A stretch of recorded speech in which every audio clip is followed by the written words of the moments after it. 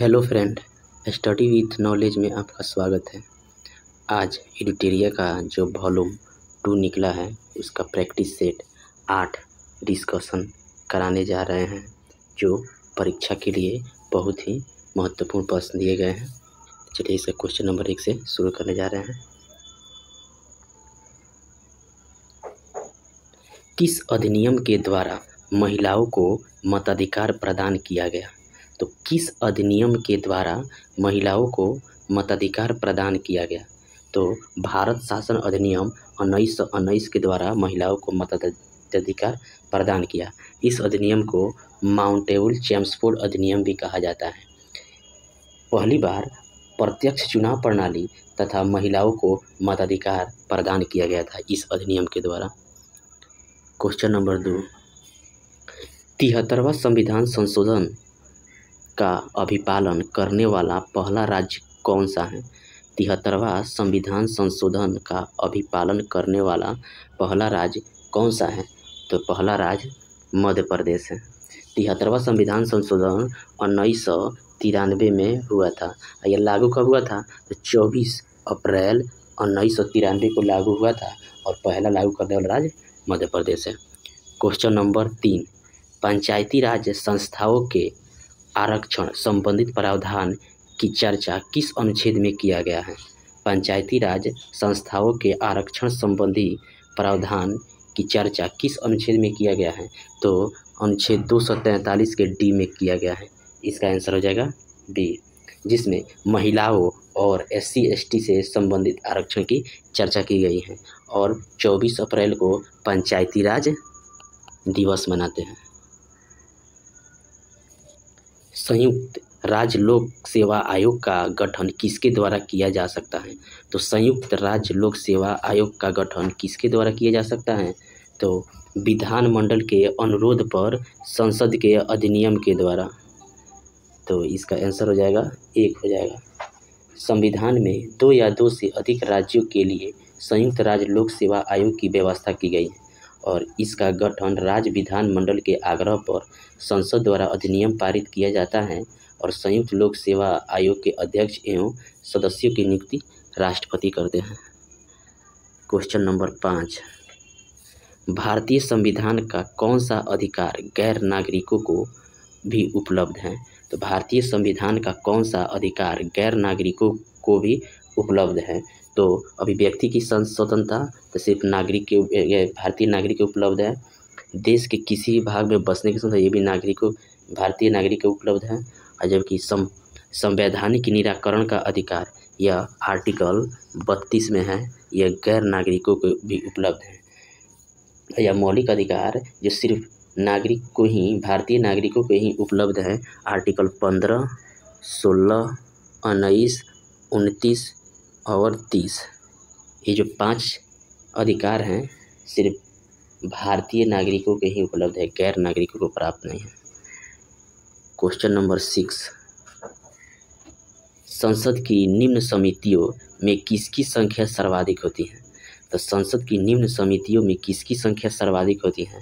तो याचिका समिति की सदस्य संख्या 15 होता है, जबकि लोक लेखा समिति की सदस्य की संख्या 22 होता है और सरकारी उपकरण समिति की संख्या 22 होता है और प्राक्कलन समिति की संख्या 30 होता है। तो इसका आंसर हो जाएगा सी। क्वेश्चन नंबर 7, निम्न में कौन संघ सूची का विषय नहीं है? तो निम्न में कौन संघ सूची का विषय नहीं है? तो जनसंख्या संघ सूची का विषय है, डाकघर डाक बचत ये भी संघ सूची का है, कृषि आय से भिन्न आय पर यह भी संघ सूची है, जबकि जनसंख्या नियंत्रण यह समवर्ती सूची का विषय है। इसका आंसर हो जाएगा बी। क्वेश्चन नंबर 8, निम्न में से सही सुमेलित नहीं है। तो निम्न में से सही सुमेलित नहीं है तो राष्ट्रीय नियोजन समिति का गठन 1938 में हुआ था। किसने किया था? तो जवाहरलाल नेहरू ने किया था। जवाहरलाल नेहरू की अध्यक्षता में हुआ था। और गांधी योजना, तो इसका आंसर हो जाएगा ए। गांधीवादी योजना 1944 में ये सही है।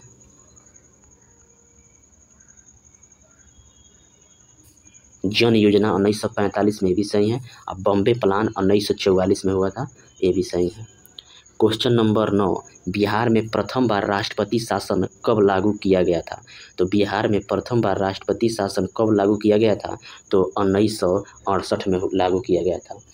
और इस समय बिहार के राज्यपाल कौन थे? तो नित्यानंद कानूनगो थे। और बिहार में अंतिम बार राष्ट्रपति शासन कब लागू हुआ है? तो 2005 में लागू हुआ है। क्वेश्चन नंबर 10, भारत शासन अधिनियम 1935 को किसने दास्ता का नया चार्टर कहकर संबोधित किया था? तो भारत शासन अधिनियम 1935 को किसने दास्ता का नया चार्टर कहकर संबोधित किया था? तो जवाहरलाल नेहरू ने किया था। इसका आंसर हो जाएगा बी। इस अधिनियम के द्वारा 321 अनुच्छेद थे और 35 के द्वारा और 10 अनुसूचियाँ थी। क्वेश्चन नंबर 11, वैसा स्थान जहाँ किसी प्रजाति के अस्तित्व के लिए आवश्यक पर्यावरणीय दशा उपलब्ध हो क्या कहलाता है? वैसा स्थान जहाँ किसी प्रजाति के अस्तित्व के लिए आवश्यक पर्यावरणीय दशाएं उपलब्ध हो क्या कहलाता है? तो निकेत कहलाता है। क्वेश्चन नंबर 12, नर नाला पक्षी अभयारण्य कहाँ स्थित है? नर नाला पक्षी अभयारण्य कहाँ स्थित है? तो यह महाराष्ट्र में है। और महाराष्ट्र में संजय गांधी राष्ट्रीय उद्यान भी है, तदोदा राष्ट्रीय उद्यान भी है और चंदौली राष्ट्रीय उद्यान महाराष्ट्र में है। क्वेश्चन नंबर 13, निम्न में कौन जैव अनियमित प्रदूषण के उदाहरण है? निम्न में कौन जैव अनियमित प्रदूषण के उदाहरण है? तो हो जाएगा इसका आंसर शीशा। शीशा प्लास्टिक या जैव अनियमित प्रदूषण का उदाहरण है, जबकि कागज और फल जैव निम्नीकृत प्रदूषण के उदाहरण थे। इसका आंसर हो जाएगा ए। क्वेश्चन नंबर 14, किस अधिनियम नीति के अंतर्गत भारत में 33% वन क्षेत्र प्राप्ति का लक्ष्य रखा गया है? किस अधिनियम या नीति के अंतर्गत भारत में 33% वन क्षेत्र प्राप्ति का लक्ष्य रखा गया है? तो राष्ट्रीय वन नीति 1988 में रखा गया है। इसका आंसर हो जाएगा सी। और अभी राष्ट्रीय वन नीति 17वां रिपोर्ट आया, उसमें 24.62% भारत में वन है।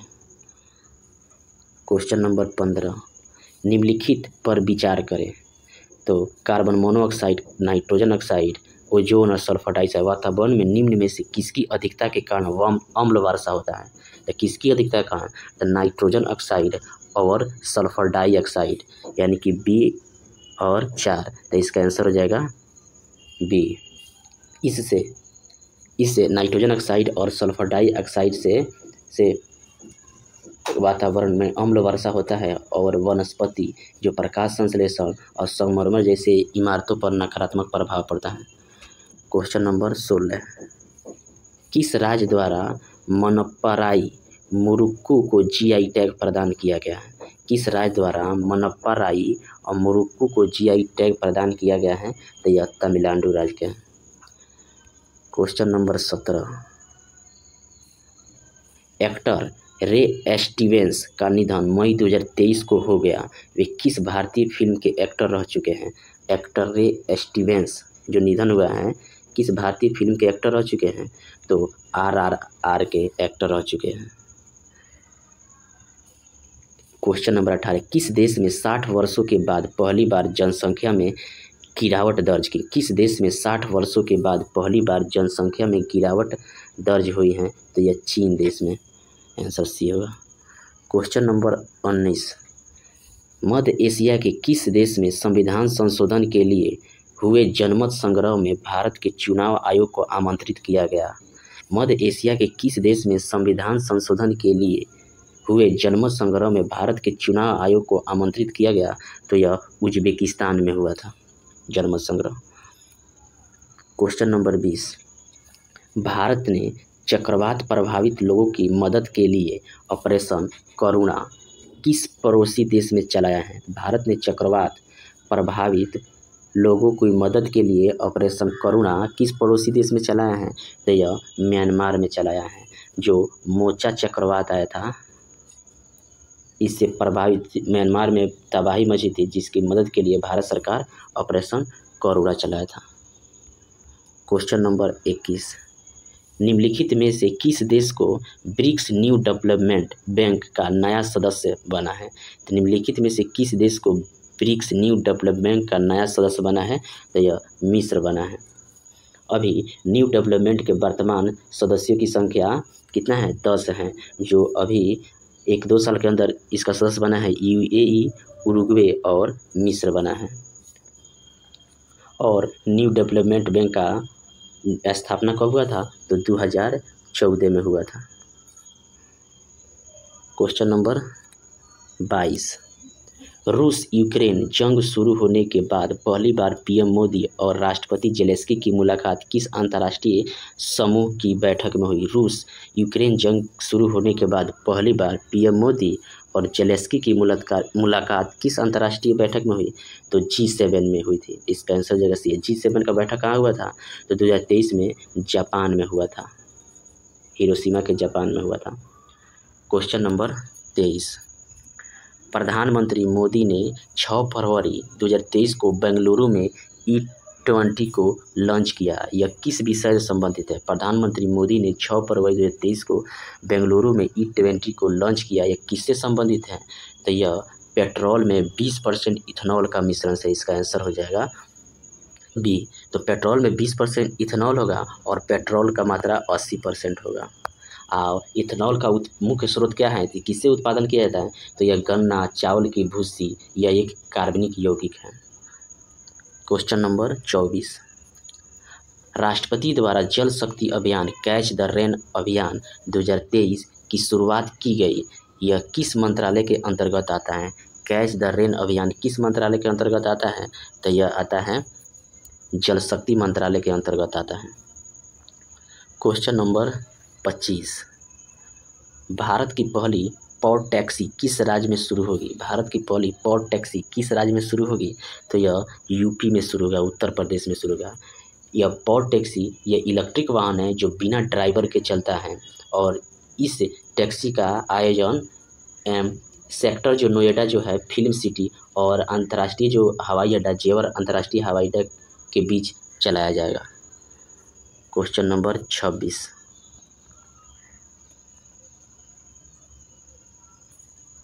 भारतीय भूवैज्ञानिक सर्वेक्षण ने किस राज्य और केंद्र शासित प्रदेश में फरवरी 2023 में लिथियम के बड़े भंडार की खोज की है? तो भारतीय भूवैज्ञानिक सर्वेक्षण ने किस राज्य और केंद्र शासित प्रदेश में फरवरी 2023 में लिथियम के भंडार की खोज की है? तो यह जम्मू कश्मीर में इसकी खोज हुई है।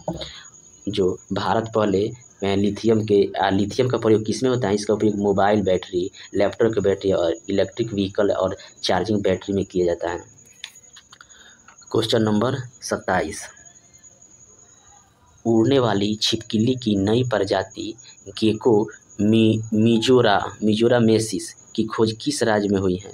उड़ने वाली छिपकली की नई प्रजाति गेको मिजोरामेसिस की खोज हुई है किस राज्य में? तो मिजोरम में हुई है।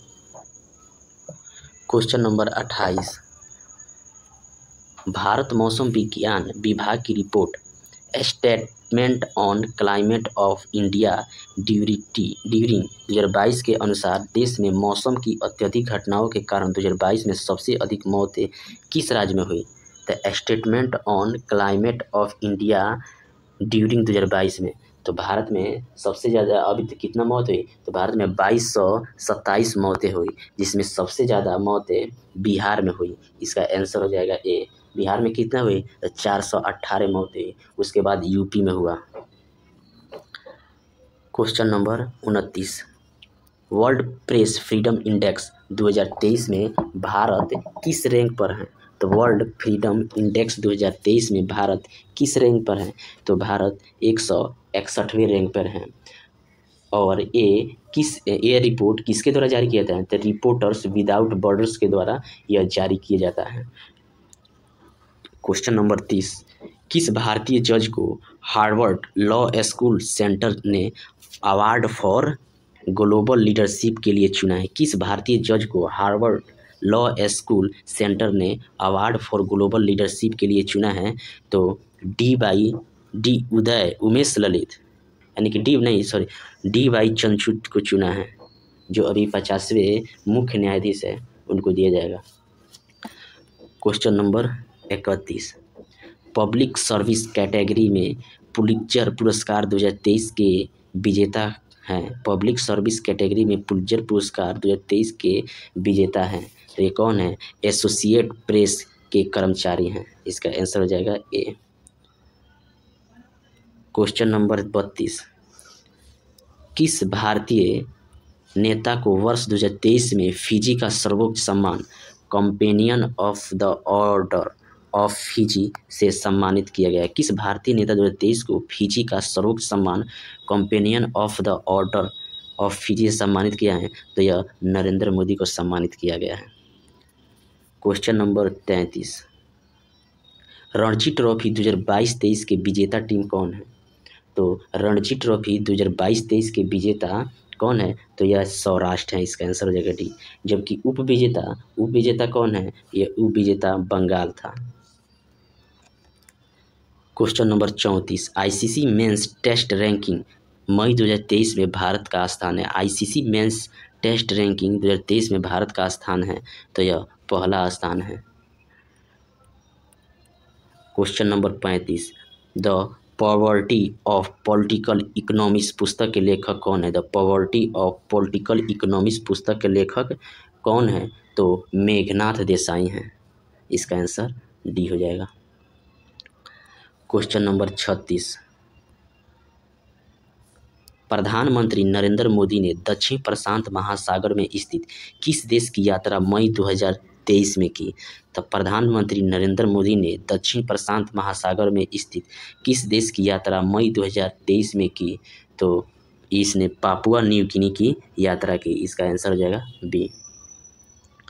क्वेश्चन नंबर 37, आसियान भारत समुद्री अभ्यास AIME 2023 किस देश में आयोजित हुआ? आसियान भारत समुद्री अभ्यास AIME 2023 किस देश में आयोजित हुआ?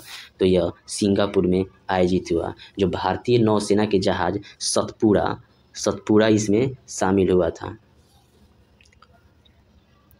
क्वेश्चन नंबर 38, वित्त वर्ष 2022-23 में डिफेंस प्रोडक्शन में कितना प्रतिशत की वृद्धि हुई है? तो वित्त वर्ष 2022-23 में डिफेंस प्रोडक्शन में कितने प्रतिशत वृद्धि हुई है? तो यह 12% की वृद्धि हुई है। क्वेश्चन नंबर 39, बिहार सरकार ने बजट 2023-24 में राज्य के राजकोषीय घाटा का लक्ष्य GSDP का कितना प्रतिशत रखा है? बिहार सरकार ने बजट 2023-24 में राज्य के राजकोषीय घाटे का लक्ष्य GSDP का कितना प्रतिशत रखा है? तो GSDP का 2.98% रखा है, जो 25.25 हजार करोड़ रुपया अनुमानित है।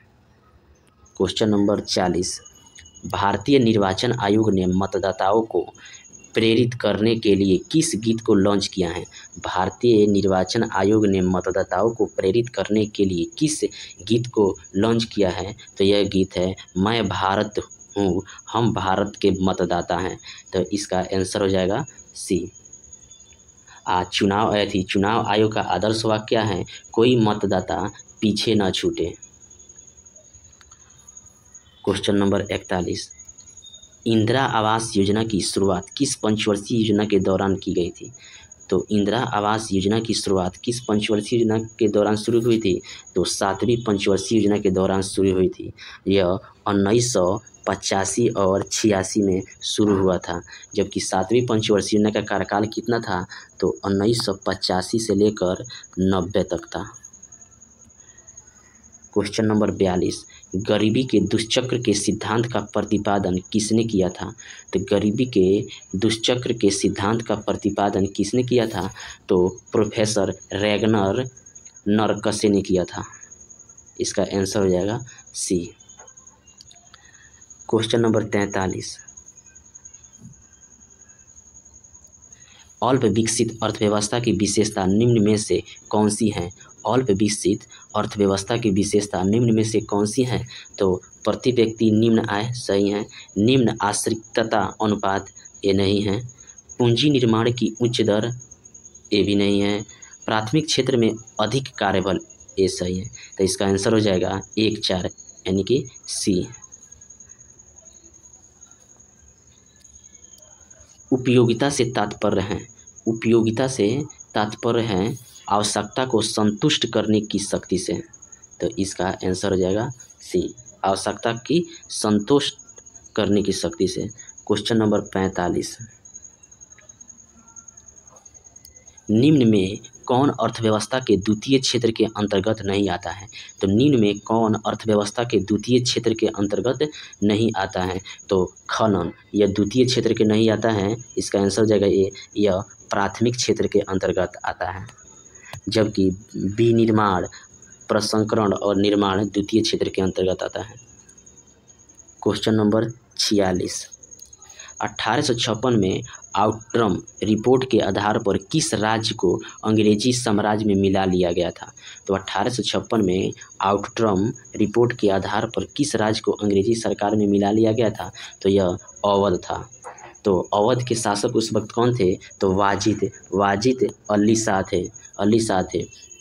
और आउट्रम रिपोर्ट कब आया था? तो 1854 में आया था, और लॉर्ड रजौली ने कुशासन के आरोप लगाकर 1856 में अवध को अपने साम्राज्य में मिला लिया था। क्वेश्चन नंबर 47, भारतीय राष्ट्रीय कांग्रेस की 37वें अधिवेशन की अध्यक्षता किसने की थी? तो भारतीय राष्ट्रीय कांग्रेस के 37वें अधिवेशन की अध्यक्षता किसने की थी? तो चित्तरंजन दास ने की थी। यह कब हुआ था? तो 1922 में हुआ था और गया में हुआ था। क्वेश्चन नंबर 48, प्रथम गोलमेज सम्मेलन में हिंदू महासभा की ओर से किसने भाग लिया था? तो प्रथम गोलमेज सम्मेलन में हिंदू महासभा की ओर से किसने भाग लिया था? तो M.R. जयकर भाग लिए थे, ये सही है। B.S. पुंजे ये भी भाग लिए थे, तो इसका आंसर होगा ए और बी, डी होगा। और प्रथम गोलमेज सम्मेलन कब हुआ था? तो 12 नवंबर 1930 से लेकर 19 जनवरी 1931 के बीच हुआ था। इस समय ब्रिटिश सम्राट कौन थे? तो जॉर्ज पंचम थे। और गोलमेज सम्मेलन की अध्यक्षता किसने की थी? तो रैमजे मैकडोनाल्ड ने की थी। क्वेश्चन नंबर 49, किस वर्ष बिहार को एक पृथक प्रांत बनाने की घोषणा की गई? तो किस वर्ष बिहार को एक पृथक प्रांत बनाने की घोषणा की गई? तो यह 1911 में की गई, इसका आंसर हो जाएगा सी। तो 1911 में जब जॉर्ज पंचम द्वारा दिल्ली दरबार का आयोजन किया गया था, तो जिसमें बिहार को पृथक प्रांत बनाने की घोषणा की गई, और 1 अप्रैल 1912 को बंगाल से अलग कर बिहार उड़ीसा सहित जब अलग हुआ था, तो बिहार उड़ीसा के साथ नए प्रांत के रूप में विधिवत उद्घाटन किया गया था। क्वेश्चन नंबर 50, सुभाष चंद्र बोस द्वारा आज़ाद हिंद रेडियो की शुरुआत किस देश में की गई थी? तो सुभाष चंद्र बोस द्वारा आज़ाद हिंद रेडियो की शुरुआत किस देश में की गई थी? तो यह जर्मनी में की गई थी, तो आंसर हो जाएगा डी। और इसकी स्थापना कब हुआ था? तो 1942 में हुआ था। आज़ाद हिंद रेडियो का मुख्यालय के रूप में पहले जर्मनी था, उसके बाद सिंगापुर हुआ, और उसके बाद इसका स्थानांतरण रंगपुर में किया गया था। 3 जगह किया गया था स्थानांतरण, 2 जगह। क्वेश्चन नंबर 51, भारत छोड़ो आंदोलन के दौरान किस स्थान पर समानांतर सरकार की स्थापना की गई? भारत छोड़ो आंदोलन के दौरान किस स्थान पर समानांतर सरकार की स्थापना की गई? तो बलिया में किया गया था, सतारा में किया गया था, मिदनापुर में भी किया गया था, जबकि अवध में नहीं किया था। इसका आंसर 1, 2, 3, तो इसका आंसर हो जाएगा सी। भारत छोड़ो आंदोलन कब हुआ था? तो 1942 में हुआ था। 3 जगह इसका समानांतर सरकार बना था। क्वेश्चन नंबर 52, मराठी ग्रंथ दासबोध के लेखक हैं? तो मराठी ग्रंथ दासबोध के लेखक हैं रामदास हैं, इसका आंसर हो जाएगा डी। क्वेश्चन नंबर 53, निम्नलिखित में से कौन सा युग्म सही सुमिलित है? तो निम्नलिखित में से कौन सा युग्म सही सुमिलित है? तो लॉर्ड डलहौजी सहायक संधि। तो सहायक संधि लॉर्ड डलहौजी नहीं किए थे, यह लॉर्ड ब्लेजली के द्वारा किया गया था सहायक संधि, तो इसका ये तो गलत हो जाएगा। स्थानीय स्वशासन का जनक लॉर्ड मिंटो, स्थानीय स्वशासन का जनक लॉर्ड मिंटो नहीं, लॉर्ड रिपन थे, ये भी गलत है। वारेन हेस्टिंग्स घेरे की नीति, ये सही है, तो इसका आंसर हो जाएगा सी।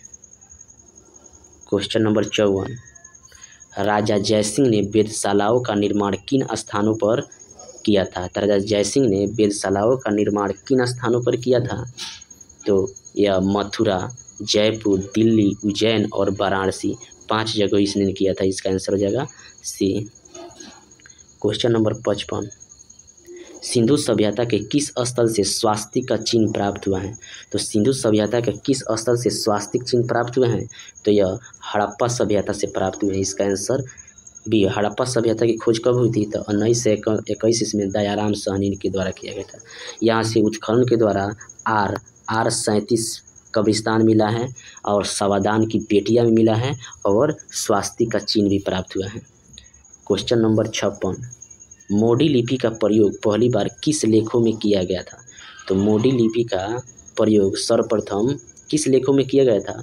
तो मराठों के लेखों में किया गया था। इसका आंसर हो जाएगा ए। वहीं पूछे कि मराठा राज्य के संस्थापक कौन थे? तो ये शिवाजी थे।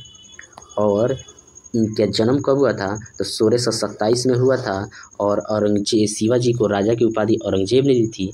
और पुरंदर की संधि महाराजा जय सिंह और शिवाजी के बीच हुआ था, 1665 में हुआ था। और शिवाजी के मंत्रिमंडल को किस नाम से जानते हैं? तो शिवाजी के मंत्रिमंडल को अष्ट प्रधान के नाम से जानते हैं। क्वेश्चन नंबर 57, ऋग्वैदिक काल की सामाजिक स्थिति के संबंध में कौन सा कथन असत्य है? तो ऋग्वैदिक काल की सामाजिक स्थिति के संबंध में कौन सा कथन असत्य है? तो इस काल में बाल विवाह प्रचलित थी। तो ये आंसर सत्य है, क्योंकि बाल विवाह प्रचलित इस समय नहीं था। इस समय स्त्रियों की स्थिति काफ़ी अच्छी थी और बाल विवाह प्रथा तो नहीं था। महिलाओं का उपनयन, शिक्षा आदि का संस्कार होता था। इस काल में संयुक्त परिवार की प्रथा भी प्रचलित थी। क्वेश्चन नंबर 58, मगध के किस शासक ने अवंती पर अधिकार कर उसे मगध साम्राज्य में मिला लिया था? तो मगध के किस शासक ने अवंती पर अधिकार कर उसे मगध साम्राज्य में मिला लिया था? तो शिशुनाग ने मिला लिया। शिशुनाग ने हर्यक वंश के अंतिम शासक नागदशक को पदच्युत कर मगध पर शिशुनाग वंश की स्थापना की और इसी ने अवंती पर अधिकार कर मगध साम्राज्य में मिला लिया। Question number 59, Danish east India company ने भारत में अपनी पहली फैक्ट्री कहाँ स्थापित की? डेनिश ईस्ट इंडिया कंपनी ने भारत में अपनी पहली फैक्ट्री कहाँ स्थापित की? तो पहली फैक्ट्री ट्रैकूवर में स्थापित की। इसका आंसर हो जाएगा ए। ट्रैकूवर कहाँ है? तो यह तंजौर में है। और डेनिश ईस्ट इंडिया कंपनी की स्थापना कब हुई थी? तो 1616 ईस्वी में हुई थी। और इसकी दूसरी फैक्ट्री कह दे तो दूसरी फैक्ट्री श्री रामपुर में स्थापित की थी इसने। क्वेश्चन नंबर 60, भगवान महावीर के प्रथम अनुयायी थे? तो भगवान महावीर के प्रथम अनुयायी थे जामिल थे। इसका आंसर हो जाएगा सी। और महावीर का जन्म 540 ईस्वी में हुआ था और इनकी मृत्यु 468 ईसा पूर्व में हुआ था। इनके पिता का नाम सिद्धार्थ था जबकि माता का नाम त्रिशला था। और 12 वर्ष की कठिन तपस्या के बाद 42 वर्ष की आयु में महावीर को ज्ञान प्राप्त हुआ था। क्वेश्चन नंबर 61, स्टेनलेस स्टील में निम्न में से कौन सा तत्व मौजूद नहीं है? तो स्टेनलेस स्टील में कौन सा तत्व मौजूद नहीं है? तो लोहा, क्रोमियम और निकल स्टेनलेस स्टील में मौजूद होता है जबकि जास्ता मौजूद नहीं होता है। तो इसका आंसर हो जाएगा ए। स्टेनलेस स्टील में जंग भी नहीं लगता है, इसलिए इसका प्रयोग बर्तन, ब्लेड बनाने में किया जाता है। क्वेश्चन नंबर 62, इलेक्ट्रो इंसोफेलोग्राम निम्न में से किसकी निगरानी के लिए उपयोग किया जाता है? तो इलेक्ट्रो इंसोफेलोग्राम निम्न में से किसकी निगरानी के लिए उपयोग होता है? तो यह मस्तिष्क की निगरानी के लिए उपयोग होता है। इसी को शॉर्ट फॉर्म में EEG कहते हैं। क्वेश्चन नंबर 63, द्रव्यमान m वाले कण का संवेग p है तो इसकी गतिज ऊर्जा होगी। द्रव्यमान m वाले कण का संवेग p है तो इसकी गतिज ऊर्जा होगी p²/2m होता है। इसका आंसर डी होगा। क्वेश्चन नंबर 64, गति का पहला समीकरण किसके बीच संबंध दर्शाता है? तो गति का पहला समीकरण किसके बीच संबंध दिखाता है? तो यह वेग और समय के बीच संबंध दिखाता है। इसका आंसर हो जाएगा बी।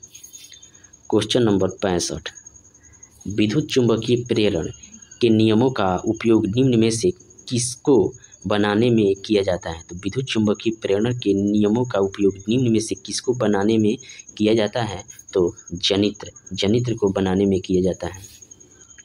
क्वेश्चन नंबर 66, चुंबकीय बल रेखाएं निम्नलिखित में से किससे निकलती हैं? तो चुंबकीय बल रेखाएं निम्नलिखित में से किससे निकलती हैं? तो यह चुंबक के उत्तरी ध्रुव से निकलती हैं। इसका आंसर हो जाएगा बी। चुंबक के उत्तरी ध्रुव से निकलती हैं और यह दक्षिण ध्रुव में प्रवेश कर जाती हैं और चुंबक के अंदर में से होती हुई पुनः उत्तरी ध्रुव से वापस निकलती हैं। और दो चुंबकीय बल रेखाएं एक दूसरे को कभी नहीं काटती हैं। और चुंबकीय क्षेत्र जब प्रबल होता है तो बल रेखाएं पास पास होती हैं। एक समान चुंबकीय क्षेत्र रेखा की बल रेखाएं परस्पर समानांतर होती हैं। क्वेश्चन नंबर 67, विद्युत फ्यूज का सिद्धांत है। विद्युत फ्यूज का सिद्धांत है विद्युत का ऊष्मीय प्रभाव। इसका आंसर हो जाएगा सी। एक विद्युत फ्यूज धारा के ऊष्मीय प्रभाव पर कार्य करता है। क्वेश्चन नंबर 68, एक परमाणु के केंद्र का धनावेशित हिस्सा कहलाता है। एक परमाणु के केंद्र का धनावेशित हिस्सा कहलाता है तो न्यूक्लियस कहलाता है। इसका आंसर हो जाएगा डी। तो इलेक्ट्रॉन, प्रोटॉन और न्यूट्रॉन परमाणु के मौलिक कण हैं और परमाणु का केंद्र धनावेशित होता है जिसे नाभिक कहते हैं। तो नाभिक में प्रोटॉन और न्यूट्रॉन उपस्थित होते हैं। तो प्रोटॉन धनात्मक आवेश वाला कण है और न्यूट्रॉन उदासीन होता है जिस कारण नाभिक धनावेशित होता है। क्वेश्चन नंबर 69, अशुद्धियों के कारण द्रव का क्वथनांक, अशुद्धियों के कारण द्रव का क्वथनांक बढ़ जाता है। इसका आंसर हो जाएगा ए। क्वेश्चन नंबर 70, ठोस अशुद्धियों के शुद्धिकरण के लिए निम्नलिखित में से कौन सी प्रक्रिया उपयोगी नहीं है? ठोस अशुद्धियों के शुद्धिकरण के लिए निम्नलिखित में से कौन सी प्रक्रिया उपयोगी नहीं है? तो यह आसवन। इसका आंसर हो जाएगा ए। क्वेश्चन नंबर 71, क्रोमेटोग्राफी की तकनीकी का प्रयोग होता है। क्रोमेटोग्राफी तकनीकी का प्रयोग होता है किसके लिए? तो एक मिश्रण में से पदार्थों को अलग करने के लिए। इसका आंसर हो जाएगा डी। क्वेश्चन नंबर 72, सबसे अधिक क्रियाशील धातु कौन सी हैं? तो सबसे अधिक क्रियाशील धातु कौन सी हैं? तो पोटेशियम सबसे अधिक क्रियाशील। इसका आंसर हो जाएगा डी। उससे कम है सोडियम होता है, उससे कम होता है कैल्शियम होता है, उससे कम होता है आयरन होता है। क्वेश्चन नंबर 73, सूची 1 को सूची 2 से सुमेलित करना है। तो भंजन का हो जाएगा पेट्रोलियम। प्रगलन से हो जाएगा तांबा। हाइड्रोजनीकरण होगा खाद्य पदार्थ और वल्नीकरण रबड़ होगा। तो 1 का 2 बी का 3, 1 का 2 बी का 3, 3 का 4। तो इसका आंसर हो जाएगा बी। क्वेश्चन नंबर 74, चूने का पानी किसके द्वारा दूधिया हो जाता है? तो चूने का पानी किसके द्वारा दूधिया हो जाता है? तो यह CO2 के कारण दूधिया हो जाता है। जब कार्बन डाइऑक्साइड चूने के पानी में प्रभावित कराते हैं तो चूने का पानी दूधिया हो जाता है। क्वेश्चन नंबर 75, ग्लूकोज को एथिल अल्कोहल में किस एंजाइम द्वारा बदल दिया जाता है? तो ग्लूकोज को एथिल अल्कोहल में किस एंजाइम द्वारा बदल दिया जाता है?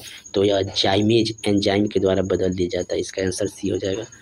क्वेश्चन नंबर 76, निम्नलिखित में से कौन सा बहुलक जैव निम्नीकृत नहीं किया जा सकता? तो कौन सा बहुलक जैव निम्नीकृत नहीं किया जा सकता? तो यह है सेलुलोज। इससे जैव निम्नीकृत किया जा सकता है, स्टार्च को भी किया जा सकता है, प्रोटीन को भी किया जा सकता है, जबकि PVC को जैव निम्नीकृत नहीं किया जा सकता। इसका आंसर हो जाएगा डी। क्वेश्चन नंबर 77, निम्नलिखित में से कौन सा एक पादप हार्मोन है? तो निम्नलिखित में से कौन सा एक पादप हार्मोन है? तो यह साइटोकाइनिन एक पादप हार्मोन है। इसका आंसर हो जाएगा बी। पादप हार्मोनों की संख्या 5 होता है, जो एक ऑक्सिन होता है, एक साइटोकाइनिन होता है, जिबरेलिन होता है, एब्सिसिक अम्ल होता है और एथिलीन होता है।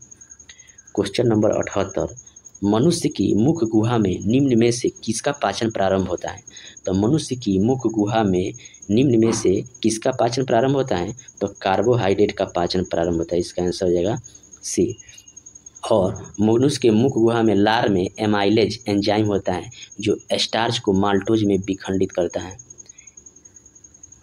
Question number 79, triple antigen vaccine किन 3 रोगों से बचाता है? ट्रिपल एंटीजन वैक्सीन किन 3 रोगों से बचाता है? तो यह काली खांसी, टिटनेस और डिप्थीरिया को बचाता है। इसका आंसर हो जाएगा डी। इसे DPT के नाम से भी जाना जाता है। क्वेश्चन नंबर 80, निम्न में से कौन सा शरीर के तापमान को नियंत्रित करता है? तो इसमें से कौन सा शरीर के तापमान को नियंत्रित करता है? तो हाइपोथैलेमस नियंत्रित करता है। इसका आंसर हो जाएगा बी। भूख, प्यास, ताप नियंत्रण हाइपोथैलेमस द्वारा होता है। रक्तदाब, जल के उपाचयन, पसीना, गुस्सा आदि भी हाइपोथैलेमस के द्वारा ही नियंत्रित किया जाता है। क्वेश्चन नंबर 81, सौर मंडल का सबसे गर्म ग्रह है। तो सौर मंडल का सबसे गर्म ग्रह कौन है? तो यह शुक्र होता है। इसका आंसर बी होगा। और सौर मंडल यह पृथ्वी के सबसे निकट और चमकीला ग्रह भी है। और साँझ का तारा और भोर का तारा भी शुक्र को कहते हैं। यह शाम के समय पश्चिम में तथा भोर के समय पूर्व में आकाश में दिखाई पड़ता है। इस ग्रह में CO2 की मात्रा लगभग 95% पाया जाता है।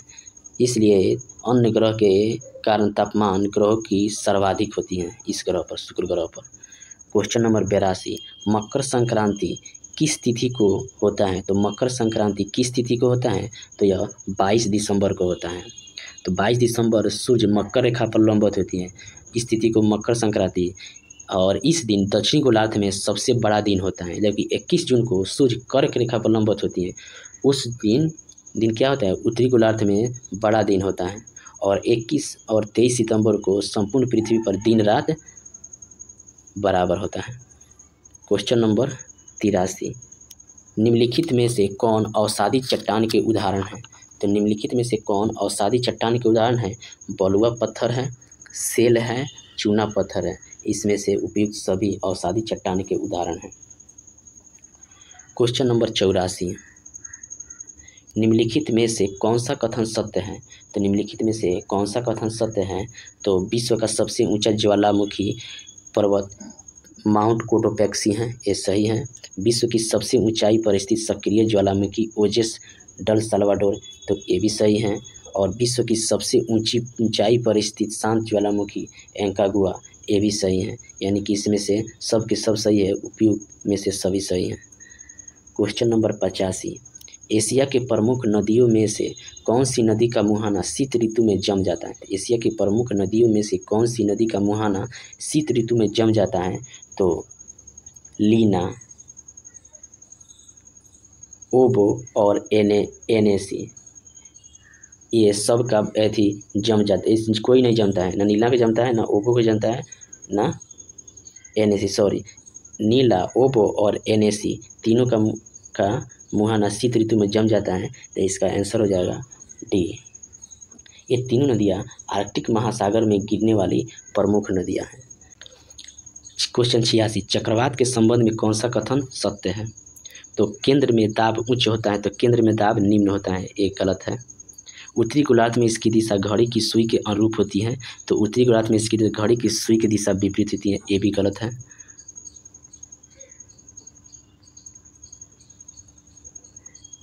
दक्षिणी गोलार्ध में इसकी दिशा घड़ी की सुई के विपरीत होती है, तो ये विपरीत नहीं है, यह घड़ी की सुई की दिशा के अनुरूप होती है, तो ये भी गलत है। तो इसमें से आंसर कोई नहीं होगा।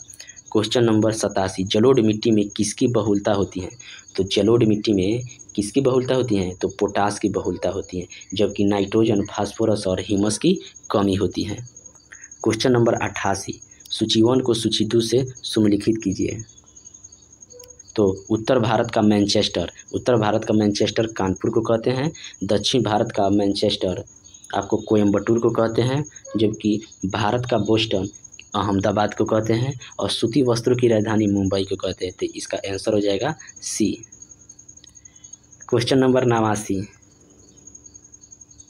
केंद्रीय सिल्क बोर्ड की स्थापना कब की गई थी? तो केंद्रीय सिल्क बोर्ड की स्थापना 1949 में की गई थी, और कुटीर उद्योग की स्थापना 1948 में की गई थी, जबकि अखिल भारतीय खादी एवं ग्रामोद्योग बोर्ड की स्थापना 1954 में की गई थी, और अखिल भारतीय हस्तकला बोर्ड की स्थापना 1953 में की गई थी।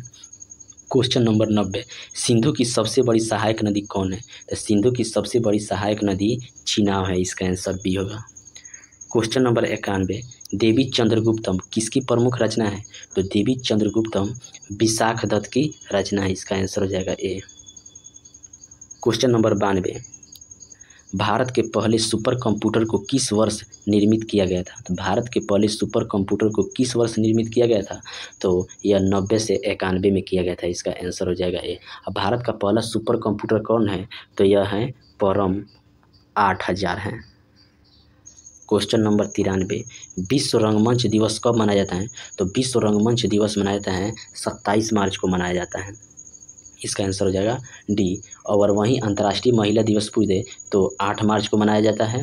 और वहीं 20 मार्च को विश्व खुशहाली दिवस और 21 मार्च को विश्व वानिकी दिवस मनाया जाता है।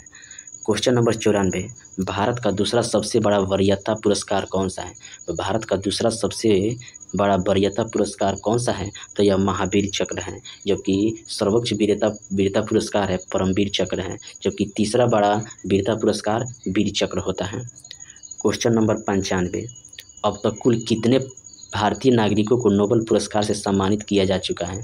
तो अब तक कितने भारतीय नागरिकों को नोबेल पुरस्कार से सम्मानित किया जा चुका है? तो 10 व्यक्तियों को नोबेल पुरस्कार से सम्मानित किया गया। प्रथम बार किसको मिला था? तो रविन्द्रनाथ टैगोर को 1913 ईस्वी में साहित्य के क्षेत्र में। और अंतिम बार पूछ दे तो अभिजीत बनर्जी को वैश्विक गरीबी की कम करने हेतु प्रयास के लिए 2019 में दिया गया। क्वेश्चन नंबर 96 से लेकर 100 तक मैथ है, तो इसे सिर्फ आंसर बता दे रहे हैं। 96 का आंसर हो जाएगा डी 22 वर्ष। क्वेश्चन नंबर 97,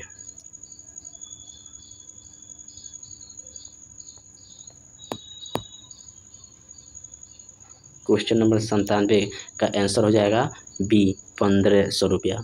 क्वेश्चन नंबर 98 का आंसर हो जाएगा आपको सी 17.60 मीटर। और क्वेश्चन नंबर 99 का आंसर हो जाएगा आपको ए 1। और क्वेश्चन नंबर 100 का आंसर हो जाएगा आपका 50। Thank you. अगर अगले से कॉल आएगा।